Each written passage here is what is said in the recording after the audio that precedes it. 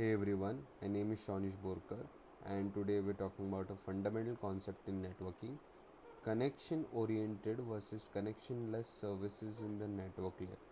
So, whether you're studying for your exams or just curious on how your internet really works, this is essential. So, let's get into it. These are all the contents that we'll be covering in this video. So first of all, let's talk about what is the network layer. The network layer in the OSI model helps the data packets travel across networks across globes from sender to the receiver. It handles all of the routing, addressing, as well as the packet delivery. There are two main types of services this layer can provide. The first is connection oriented services. Think of it like a phone call. And the second is the connectionless services, maybe like sending a letter to the post. So we'll talk about both of them. First, let's get with connection oriented services. So what are connection oriented services? These service requires a dedicated path to be established before sending any data. So to give you an analogy, think of it like booking a cab. So you always set up your ride in travel applications like Uber and Ola before you actually travel in the cab. So the features, the first of all, it is very reliable. The delivery of data is done in sequence, and if there is any lost data, there is always scope for retransmissions quite easily. So this is a major error correction mechanism. It is great for file transfers, emails, and secure communications as well as secure transactions. However, it is slower and requires more resources. So it is not really ideal for fast real-time communication. This is a diagram which will help you understand on how the communication happens using connection oriented services. So here we have two devices, device A the sender and device B which is the receiver. Let's say device A wants to send 4 packets to device B using connection oriented service. First of all, it will send a sync signal to device B, upon which device B will send an acknowledgement back to device A, through which device A will understand that device B is awake and ready to receive all the data. So the data from device A is sent to device B in order of the packets. So the packets are sent in order and the packets have pointers that point to the other packet in order.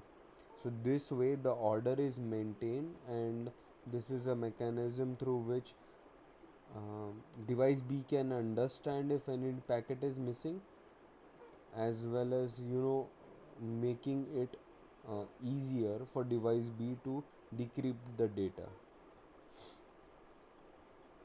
So talking about the connectionless service, so connectionless service is quite easy to understand once you understand the connection service.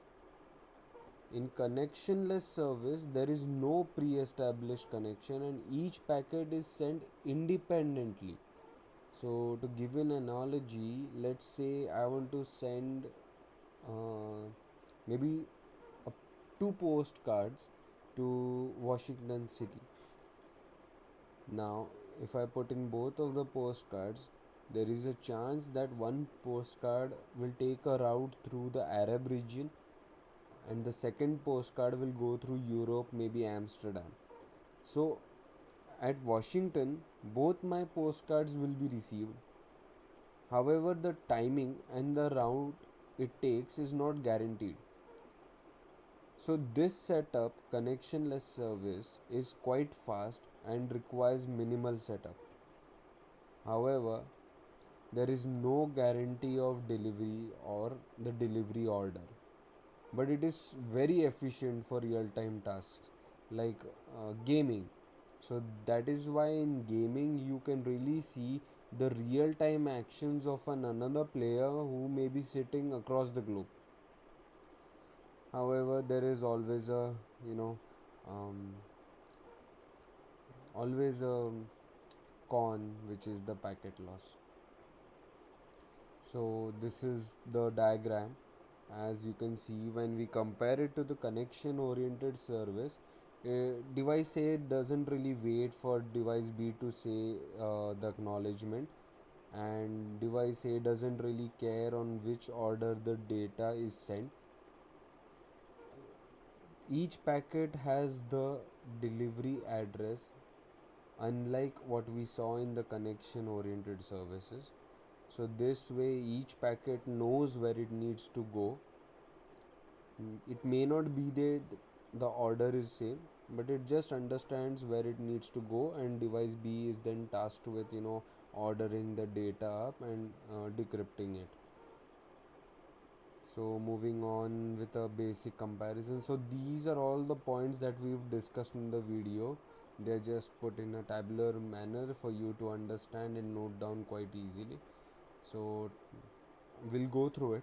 So with reliability, connection oriented is highly reliable.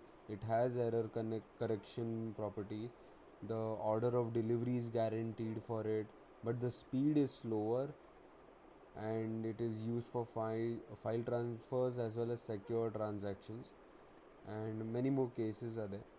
In connectionless, it is not that reliable, and the order of delivery is not guaranteed, but it is quite fast. It is much faster, and the use cases can be your Zoom meetings, your YouTube, video gaming, etc. So to really wrap up this video, use connection oriented services when you need reliability, and use connectionless services when you need the speed and efficiency. It's not like one of these services is really bad or the other is really good. Both have their own place in networking, and now you know exactly when and why to use each of these services. So I hope you understood the topic, and thank you for watching. My name is Shanish Borkar. Thank you.